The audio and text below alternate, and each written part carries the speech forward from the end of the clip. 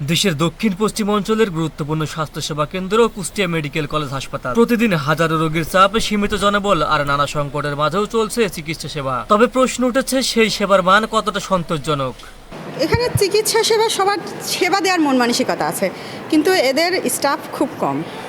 সাথে doctor, nurse আর বাকি প্রত্যেকটা সেক্টরে এদের শুধুমাত্র লোকবল সমস্যাটাই বড় হয়ে দাঁড়াচ্ছে, যার কারণে এরা হিমশিম খাচ্ছে। কুষ্টিয়া মেডিকেল কলেজ হাসপাতালে এই অঞ্চলের মানুষের শেষ ভরসা। কুষ্টিয়া, মেহেরপুর, চুয়াডাঙ্গা এমনকি আশেপাশের জেলা থেকেও রোগীরা এখানে আসে উন্নত চিকিৎসার আশায়।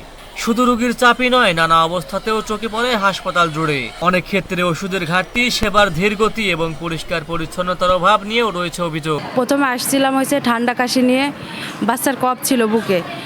আসি হচ্ছে এখানে হসপিটালে থাকা অবস্থায় বাচ্চার হাম হইলো, যে ডাক্তারে আবার এই ওয়ার্ডে আমাদের শিফট করলো। করার পরে যে 500 পাওয়ারের ইঞ্জেকশন দিয়েছে, বাচ্চার কোনো পরিবর্তন নাই, মানে কাশি ঠান্ডা মানে যেমন আগে ছিল ওই তেমনই আছে। মানে আজকে 13 দিন যাবত এই যে এখানে মানে নার্সরা কেন ভালো পারে না।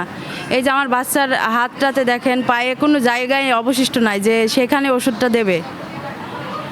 সব মিলিয়ে কুষ্টিয়া মেডিকেল কলেজ হাসপাতাল এখানে হাজারো মানুষের আশার আলো হলেও সেবার মান উন্নয়নে প্রয়োজন দ্রুত পদক্ষেপ কার্যক্রম। এই ওয়ার্ডটা মেইনলি ছিল ডায়রিয়া ওয়ার্ড। এখন মিডলসের প্রাদুর্ভাব বাড়ার কারণে এই ওয়ার্ডটা মেইনলি আমরা মিডলস কর্নার করেছি। এখানে মিডলস প্রাদুর্ভাব বাড়ার পর থেকে যথেষ্ট পরিমাণ রোগীর চাপ। আমরা রোগীর চাপ থাকা সত্ত্বেও আমরা আমাদের সর্বোচ্চ চেষ্টা দিয়ে রোগীকে সেবা করে যাচ্ছি। এই হসপিটালে আমাদের আইসিইউ সাপোর্ট নেই। আমরা ওয়ার্ডে যত পরিমাণ রোগীকে সেবা দেওয়ার দরকার, যতটুকু পরিমাণ দেওয়া দরকার, আমরা সর্বোচ্চ চেষ্টা করে যাচ্ছি ইনশাআল্লাহ।